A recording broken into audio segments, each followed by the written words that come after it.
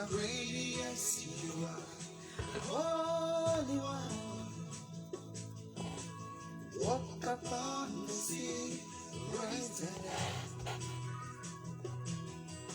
You reign in majesty, mighty God. Everything written about you is great. You are great. You are great. You are great. Oh yeah. Say you are great. Say you are great. Everything written about you is great. You are great. You are great. You are great. You are great. Oh, you are great. You are great. You are. Worship you today. Everything within about you is great.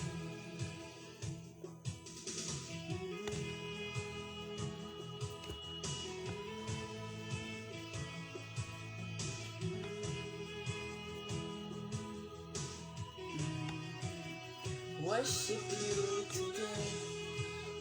Give you all the praise.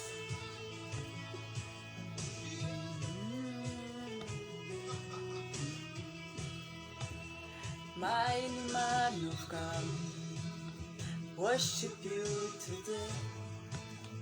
Give you all the praise as we lift our hands to you.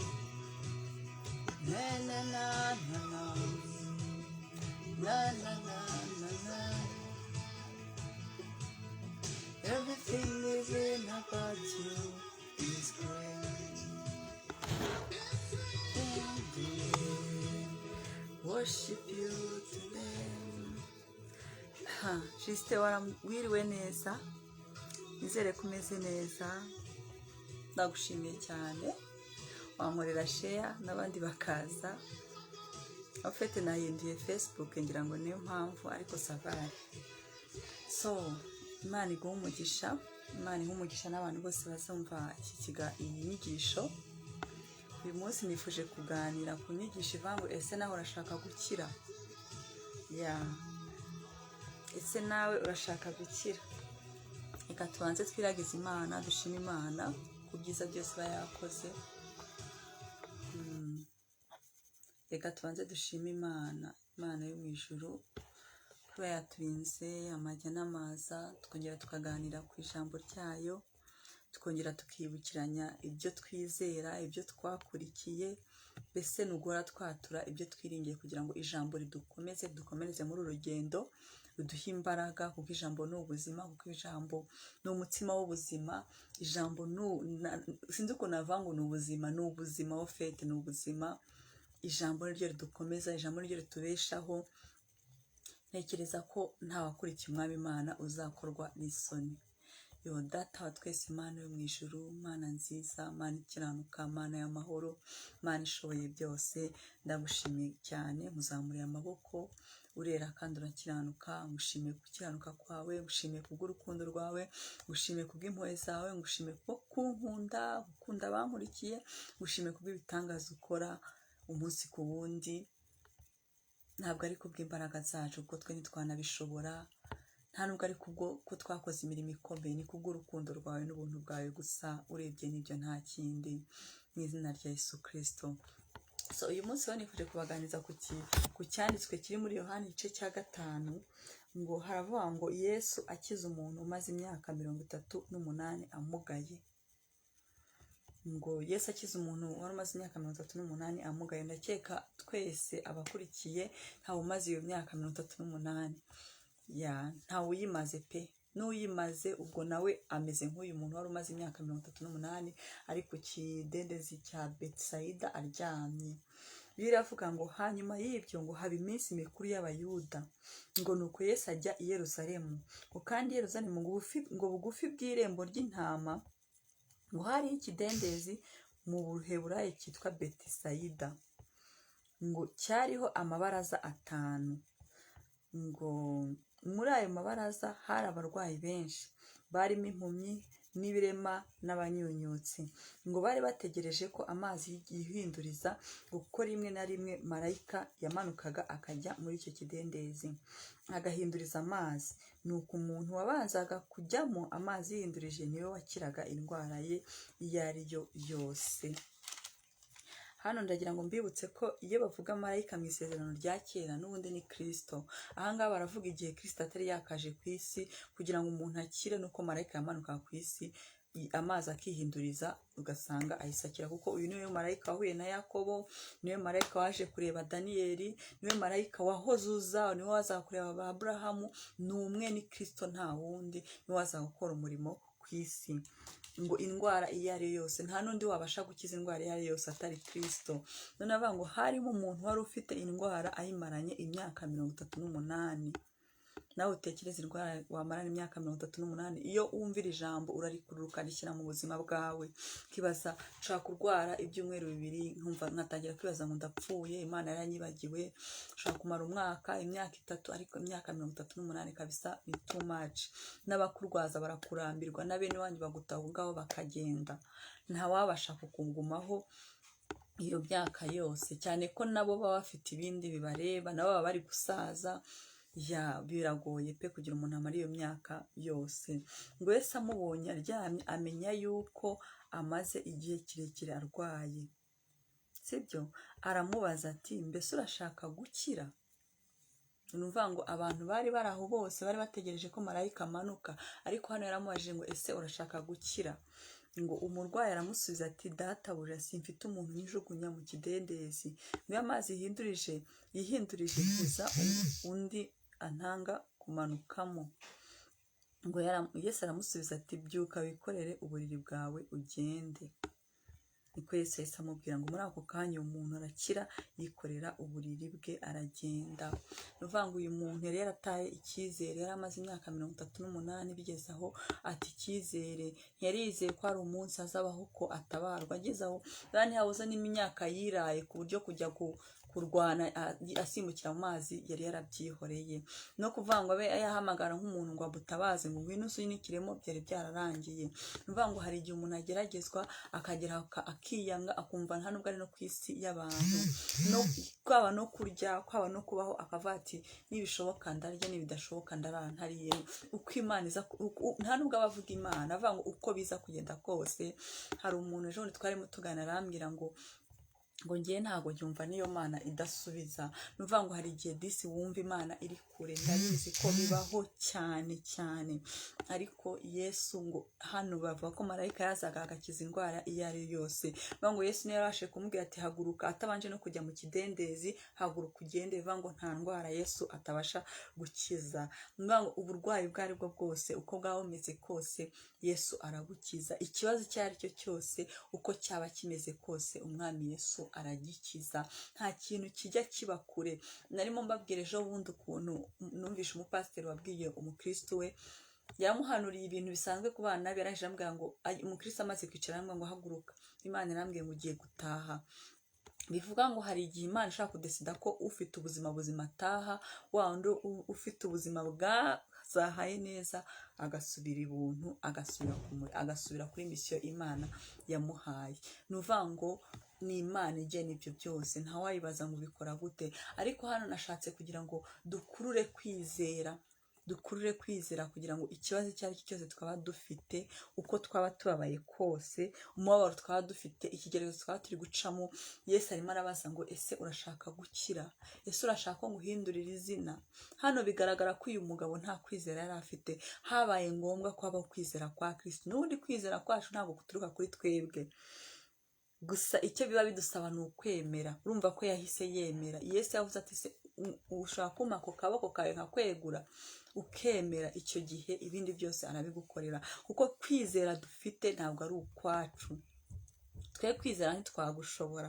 Niyo mpamvu ikikwereka ko kwizera tutabishobora, niyo mpamvu ari igihe twicira inzira, icyo gihe nta kwizera tuba dufite. Kwizera bisaba ngo Kristo atwizerere kugira agire n'icyo adukorera. Ni ukuvuga ngo iyi mirimo Kristo cyangwa Imana ikora byose bituruka mu kwizera.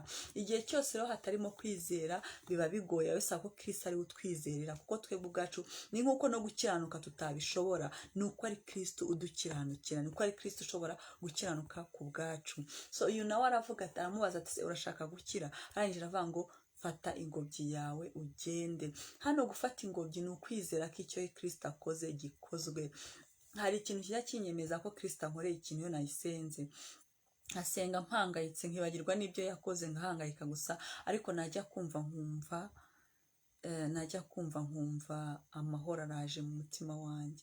Iyo amahoro aje bitamenya neza ko umwami Yesu Kristo agikoze. Mu by'ukuri mitavuga ngo ntabwo nzi ukuntu inzira uri bucemo. Babaririmbye baravuze ngo sinzi uko ubigenza, sinzi n'uko ubikora. Ni ukuri uku ndi kubivuga niko ndi kubyumva mu mwuka wanjye. Hari igihe mba ntazi uko Imana iri bubikore, hari n'igihe mba ntazi uko inzira iri bucemo. Avuga nti ndabizi Imana, icyo uri bukore cyose nzi kuri bumpoteje, icyo uri bukore ko cyose nzi ko utari bwemere ko nkorwa n'isoni, icyo uri bukore cyose nzi ko ndi bukivemo amahoro. Niyo mpamvu Bibiliya ivuga ngo ingabo igihumbi zizagwa imbere yawe, uzabonesha amaso ngo ariko ntibizakugeraho. Ibyo byose biba byaje bije kukurwanya, ariko wajya kubona ukabona ubonesheje amaso bikuvuye imbere. Biba bidusaba rero kwizera ko even if dufite ubwoba bw'icyo kibazo, even if twibaza ngo tuzakivamo gute, even if ushaka kwibaza uti iyi ndwara maranye igihe amaherezo azaba yahe, ni ibibazo abantu benshi bibaza. Ariko icyo gihe uravuga ngo ndabizi ko amaherezo nzagira gute, nzakira. Ndabizi ko amaherezo ikibazo kizarangira. Ibintu byose washyize mu mutekerezo yawe ukavuga uti ibi bintu bizarangira, nubwo ibi bimeze gutyo, nubwo bigoye, nubwo biri guca mu nzira ziteye gutya, nubwo ntabibonesha amaso, nubwo bimeze gutya, ifi yo kwemerera Yesu ukavuga ngo Yesu ndabyemeye. Kandi akenshi Yesu aza gukora igihe byatunaniye, kuko iyo ukiri kurwana, ukiri gutesha, ukiri guhangana, uvuga ngo Mana ngo bizagenda gutya, reka mbikore gutya, ukiruka hano hose, Yesu agira gutya akavuga ati kamutegereze, byibura azamenya ko ari njye ubibukorera. Nibwo ujya kubona ukabona watuje amadarapo yose wayamanuye, ukajya kubona ukabona haje umuntu arakuganirije ati si iki n'iki bimeze biti, ati byaranze burundu, ariko kwa kana kabigenda gutya bakabikora, ati nibyo, ukabonye solution. So tuvuge nko ku bantu barwaye, ariko ukajya wumva ijwi rikubwira ngo uzahaguruka kuri ubwo buriri, uzahaguruka, uzakira.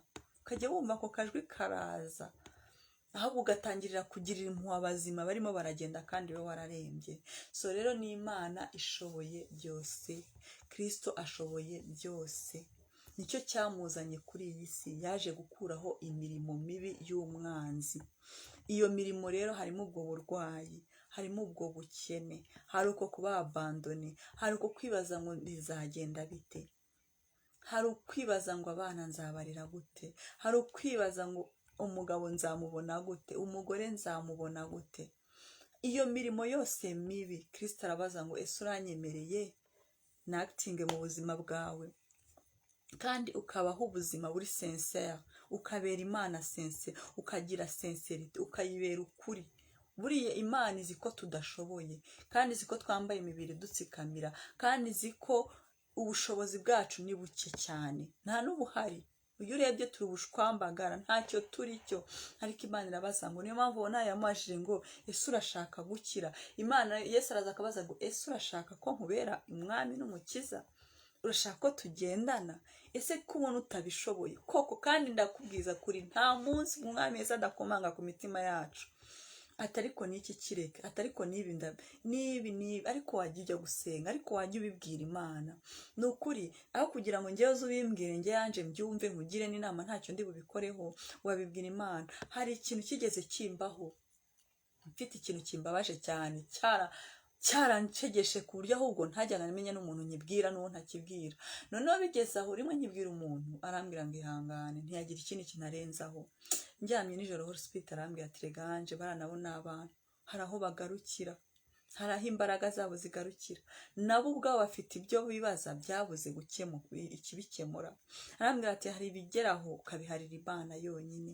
Ni ukuvuga ngo hari ibibazo uharira Imana yonyine. Iki cyigisho rero nagifashe muri njye, nta nubwo aricyo rero nateguye. Ninateguye kubigisha ukuntu turi abami n'abatambyi, nicyo Imana ninshoboza nicyo nzakurikizaho, izaterwa na porogaramu y'Umwuka Wera.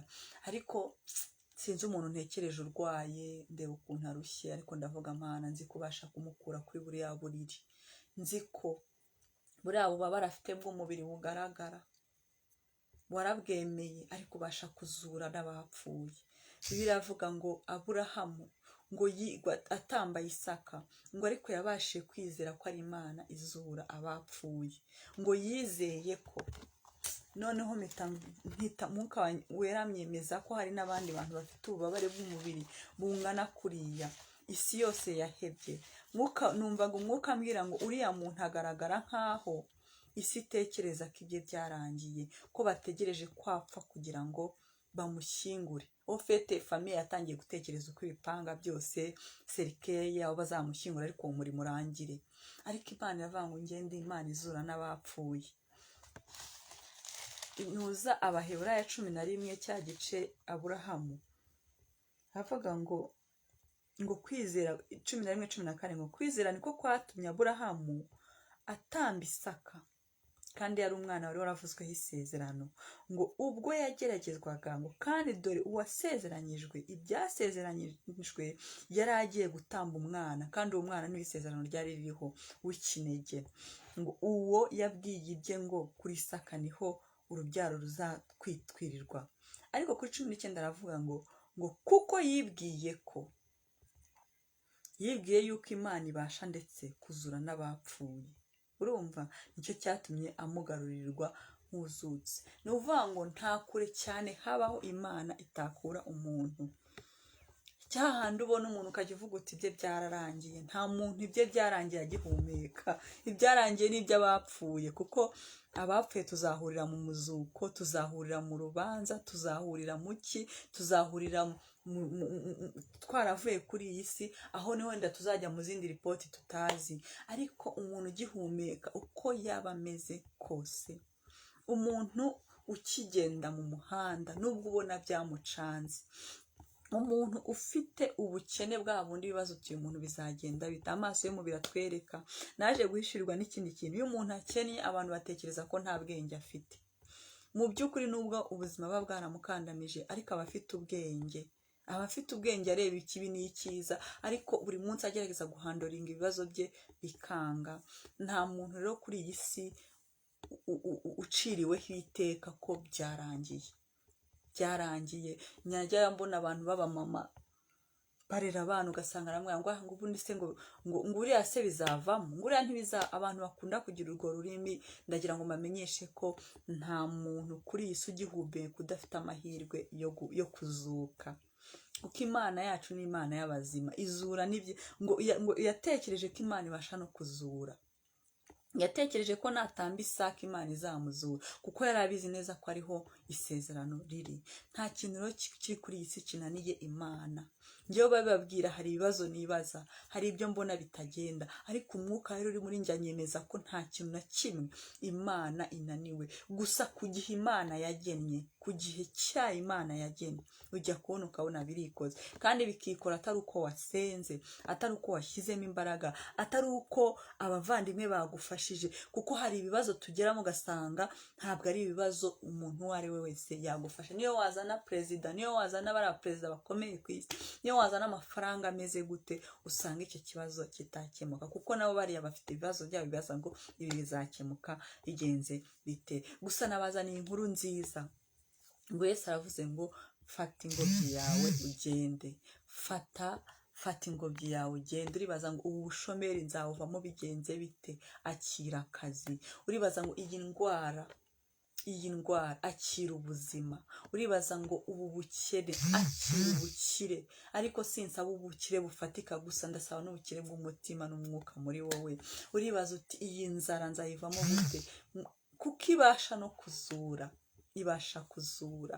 Hari n'abandi bantu bakandamijwe n'imyuka mibi, ukabona urakora ikintu uragisubiramo ukajya uhora wizengurukaho, ariko umwami Yesu aravuga ati akira ingobyi yawe, ati igihe wizengurukiyeho kirarangiye, kirahagije. Ni ukuri n'ubu Mwuka arambwira ngo akira gutabarwa, ngo heka ingobyi yawe ugende ujye kwiyereka abatambyi, uvuge ngo ndi wa muntu umwami Yesu yagiriye neza, ndi wa muntu wari uryamye ku kidendezi imyaka iyi n'iyi, ndi wa muntu ku gihe Imana yagennye ujya kubona ukabona irabikoze. Simbasha kubabwira ngo mwizere kuko sinzi situwasiyo murimo, biragoye kubwira umuntu ubabaye ngo izere Imana ko yibigira gutya, biragoye, ariko ngenda babwiye ngo ndabizereye kubera ko ibyo mbabwira mu mwuka wanjye ndabyumva, umutima wanjye ndabyumva ko ibasha ndetse no kuzura abapfuye, ibasha mbese no kuzura ibitariho, ibasha mbese no kuzura ibintu bishyashya,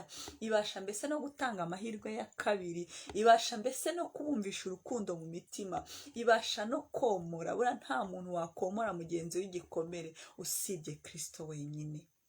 Nta jambo na rimwe nakubwira ryakomora, nta mbaraga nakoresha zakomora, kuko hari abantu babwiwe amagambo mabi, hari abantu babaye rejete, hari abantu banzwe, hari abantu bibaza impamvu ubuzima baburimo. Ariko hari n'ikindi kintu mba nifuza ko tubamo, twige kwiga amashuri yacu neza, kuko ayo mashuri tubasha kuyiga. Nta muntu Dawidi kugira abe umwami yahoze mu mashyamba, nta muntu byorohera iyo ari mu rugendo rw'agakiza, ni rwo rugendo rw'abizera. Gusa ikintu cy'ingenzi gikomeye ni uguhora twiziritse kuri Kristo, tumufasheho tutamurekuye. Ukagenda mu muhanda abantu bakureba ufite ikibazo cyakurenze, ariko ukajya umutima wawe uvuga uti ndabizi ko umwami Yesu azantabara. Nubwo ururimi rutabivuga kubera gucika intege k'ubuzima n'ibibazo, ariko uravuga uti ndabizi ko umwami Yesu azantabara, ndabizi ko umwami Yesu ari kumwe nanjye, ndabizi nubwo bari guseka nzi neza ko hari umunsi nzaseka. Niyo mpamvu ngo kwizera ni ukumenya udashidikanya ibyo utabona ko bizaba. Ibyo uba uvuga uti nzatabarwa, ntubuzi ngo nzabitabarwamo gute, ryari, ariko mu mutima wawe uba wemezwa. Icyo nicyo cyerekana ko uri umwana w'Imana. Ni kwa kwizera kutava kuri twe, kuva mu zindi mbaraga tutabonesha amaso.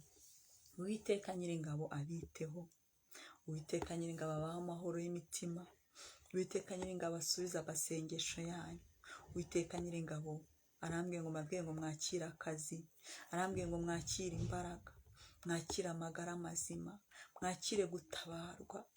Umuntu wese uzabasha gukora hano azakira gukira. Uwiteka Nyiringabo arambwiye ngo imbaraga zo gukira ziragiye zibagezeho.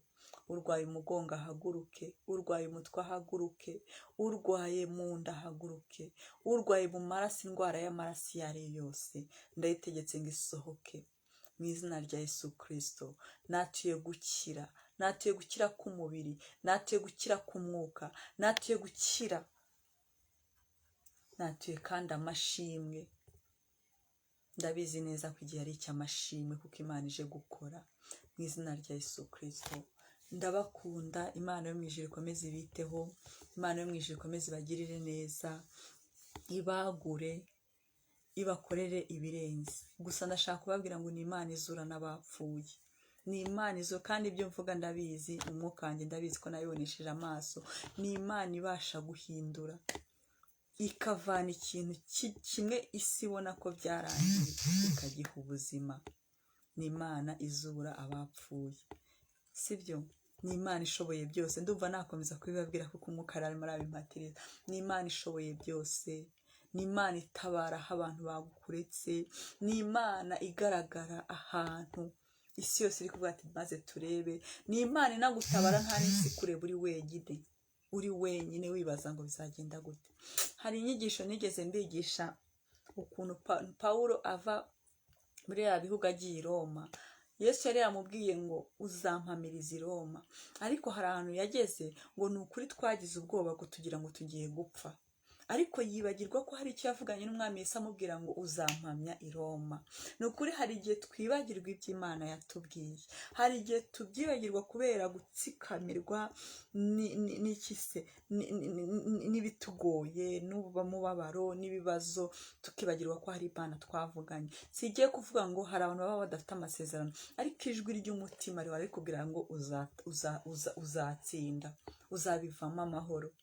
Iriya ni ijwi ryo kwizera riba rikubwira ngo bizagenda neza, humura, humura ndi kumwe nawe, humura uzanesha, humura uzatsinda, humura umunsi umwe uzabishaka ubibure. Ngo ahari kurira kwararira umuntu, ngo ariko bwaki impundu zikavuga. Ibyo ngibyo ni umwami Imana wabivuze. Amagambo yose ari muri Bible ni umwami Yesu wabivuze. Ni ukuvuga ngo ibasha gukora ibitariho, ibasha no kurema, kuturemera n'ibishyashya. Gusa nzi ko ibyo yaturemeye muri iyi si biraduhagije, ni uko ahubwo tuba tutari twagira imbaraga zo kubishikira, ariko ibasha no kubituremera. Kandi ni Imana y'isezerano, ni Imana isezeranye ikarihagararaho ikarikurikirana. Ngo ni Imana isezeranye ikarikurikirana mu myaka 1000. Birashoboka ko atari nawe isezerano ryahawe undi muntu, ariko ni Imana y'isezerano. Icyo mwakora ni ukuyizirikaho. Ahari wenda wakwibaza uti izo nzira nzazinjiramo gute? Yesu Kristo niwe nzira y'ukuri n'ubugingo, ngo ntawe ujya kwa data atanyuzeho.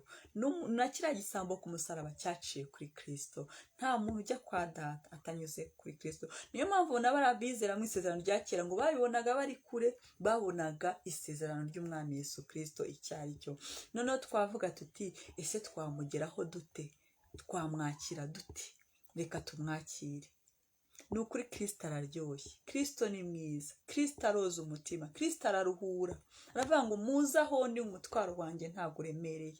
Kristo araruhura, Kristo atanga amahoro, Kristo arwana intambara. Hari umuririmbyi wavuze ngo warwanye intambara nyinshi, ngo sinigeze mbona aho watsinzwe. Uwo yari umuhamya wo kubirebesha amaso. Undi aravuga ngo none urabikoze, ngo ndabyebeye, ngo nzabwira abantu bose yuko ugira neza. Ese bari abantu baraziranye uko ari babiri? Ntabwo baziranye. Ese undi muntu uri muri Filipine uri kuvuga Kristo, turaziranye njye nawe, ariko uvuga ubwiza bwe? Ntabwo tuziranye. Uri muri Amerika Latine uri kuvuga Yesu Kristo, turaziranye? Ntabwo tuziranye. Undi uri muri Aziya hehe, abo bose tuvuga Kristo. Ubu ngubu bigaragaza ko Kristo ari bugezweho, ni ukubera ko ari we gisubizo cy'ibibazo by'isi, ni ukubera ko ari we nzira, ni ukubera ko ari we ubasha guhagarara imyaka n'imyaka n'imyaka, ntajya aba expire. Yatabaye generasiyo kuri generasiyo kuri generasiyo kuri generasiyo, kandi natwe azadutabara. Sibyo? Niyo mpamvu ugiye nifuza ngo tumwijizirikeho, tube fiyeriye, tumuvuge. Ni ukuri hari abantu batubona bakagira ngo turi abasazi. Iyo tuvuga Kristo abantu barabata, ariko abantu bafite ibibazo, barashonje. Ese ubu murabona nshonje? Ku buryo kumuvuga byane nava ngo nkeneye iki n'iki, ni ukuri nabyo nabimpa nzabifata, nzabinezererwa. Ariko nagira ngo mbamenyeshe ko Kristo araryoshye, Kristo ni amahoro, Kristo ni ubuzima. Iyo ndebye ibyo yakoze ndavuga nti ukwiriye amashimwe imyaka yose yo kubaho. Nta gihe na kimwe nzareka kumuvuga. Kera aho namuvugiraga mu mutima, kera nkanarwana nawe, narindi mu nzitane. Hari igihe umuntu abaho asa nkaho uri mu ishyamba ririmo ibiti binini, ariko marayika w'Uwiteka agira atya mbona arabikase ntangira kubona. Uko bisobanura ko Yesu Kristo yabashe kunzura. Pawulo avuga ngo ntabwo ari njye uriho, ngo ni Kristo muzima muri njye. Nanjye si njye uriho, ni Kristo wazukiye muri njye. Ibi mvuga ntabwo nabivuga nka Ange, nabivuga se kubera iyihe mpamvu? Nabivuga se kubera iki? Kuzihe nyungu? Ariko Kristo yaravuze ngo, sibyo? Nta muntu imperuka izajya kuba buri wese yaramenye Kristo. Azamumenya gute rero? Nzamwamamaza. Kristo nta muntu utamuvuga yamumenye. Ngo hari umuntu yigeze avuga ngo abo Kristo yagiriye neza bamuvuga cyane. Nanjye ndi umuhamya wo guhamya Kristo yangiriye neza. Yarongeye ampereza kubaho ndi muri we, kubaho ngendera muri we, kubaho ntitaye ku isi, ntitaye ngo baravuga ngo Ange ameze gutya, Ange yafayirinze aha. Ndavuga nti no, urwandiko rwandegaga urwo rwose Kristo yarubambye ku musaraba. Arongera arambwira ngo Ange ndakubyaye, Ange nkurinduye icyaremye gishya, Ange nkugiriye neza. Ese ibyo yankoreye hari utabikorera? ese utekereza ko hari imirimo myiza nakoze? Ese utekereza ko navutse mu muryango watanze amaturo, watanze ibitambo? Oya, nta na kimwe nakoze. Urukundo rwa Kristo rwonyine rwaranshoreye. Rwari urugendo, ariko na n'ubu ndarukomeje, nta kizambuza. Ntuza Pawulo avuga mu Bakorinto ngo ese ni inzara, ese ni ugutotezwa? Ibyo byose nta kizantandukanya na Kristo, sibyo? Kubivuga n'ururimi ahari byakoroha, ariko kuko ari Kristo nshoboza mbasha kubicamo. Ese utekereza ko navuga Kristo gutyo umwanzi akanyorohera?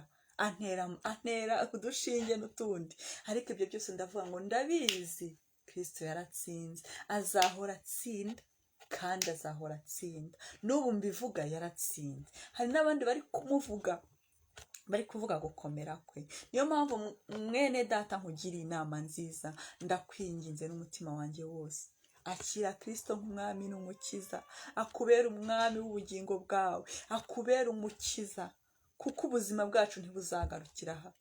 Ni ukuri tuzajya mu ijuru, gusa tubanze dukore misheni yacu hano Kristo yaduhaye, sibyo? Kandi ngo ibindi byose tuzabyongererwa. Nagira ngo mbamenyeshe ko abantu muri iyi si barananiwe kuko bashaka Imana. Iyo uyifite baza kugushaka kuko bayikubonamo. Mushaka Imana, ibindi byose muzabibona. Nta kintu na kimwe tuzaburira ku mwami Imana, kuko niwe wabyivugiye. Ese Imana yabeshya? Ntabwo Imana yabeshya. Ese niba utanemera Imana, wibaza impamvu uri ku isi? Wibaza impamvu mu gitondo ubyuka ukabona imvura iraguye, ukabona izuba riravuye, ukabona ubashije kurya uraryamye? Ibyo byose ni imbaraga z'umwami Imana. Reka rero tumushimire. Ariko narangiza mvuga ngo subiramo aya magambo: Mwami Yesu Kristo, uyu munsi ndakwizeye. Umbabarire ibyaha byanjye byose, umbabarire gukiranirwa, unyogeshe amaraso yawe yera, unjandike mu maraso yawe yera. Nindutse icyaremwe gishya, ibya kera biribagirana. Nakiriye kuba umwana w'Imana, nakiriye kuba umuragwa w'amasezerano, mu izina rya Yesu Kristo. Abera twese tukavuga ngo twakira undi mugeni. Abakiriye Kristo ndabasabiye mumubone, umwuka wera bataheho, kuko nta mpano ikomeye nziza nk'umwuka wera. Kristo ajya kugenda ntiyatubwiye ibindi, ntiyatubwiye amazu n'amamodoka, ariko yaravuze ati ngiye kuboherereza umufasha. Ati ni impano Imana yabageneye, ni umwuka wera. Namwe mwese mwakiriye agakiza, n'abagafite n'abakakiriye umunsi, ni ukuri iyo mpano muyifate neza. Mwakire umwuka wera, ababera umufasha, ababere umugenzi, ababere umujyanama, ababere igisubizo. Umwuka wera ashoboye byose, kuko umwuka wera niwe waremye isi. Ngo icyo gihe yagendagendaga hejuru. Ni ukuri ntabakurikiye umwami Yesu uzikorera amaboko. Uzikorera amaboko azaze kubimbaza ambwira ati we Ange urabeshya, kuko ngiye naramukurikiye. Sibyo? Uko yikoreye umusaraba niko natwe tugomba kuwikorera, ariko byarangiye abaye umwami w'abantu. Bivuga ngo rero nta mugaragu uruta shebuja, niko yavuze. Nta mugaragu uruta shebuja. Ndabashimiye cyane. Imana yo mu ijuru bitewe Juste, sinzi icyifuzo ufite, Imana yo mu ijuru ikugirire neza. Ndagusengeye kandi ndakwizereye. Imana yo mu ijuru ihaze kwifuza kwawe, ihaze umutima wawe. Hari amasengesho usengera umuryango wawe, Imana igira ibyo ihindura. Ibyo byose umwami Imana yarabyumvishe kandi arabikora, arabikoze. Ubu ngubu hari isengesho riguhangayitse, uhora uhangayikiye umuryango wawe, ni wowe urizi. Imana yo mu ijuru igire gute? Ibikoreho, igusubize kandi ubiboneshe Imana amaso ko ariyo yabikoze. Imana yo mu ijuru ndayishimiye, ndabakunda, ndongeye ndabakunze. Nari nasezeye, ariko umwuka wera yampatira agakomeza kubabwira. Shalom shalom, mukomeze mugire icyumweru cyiza, akazi keza, muzahahe muronke. Ni ukuri muba ambasaderi ba Kristo aho muri hose.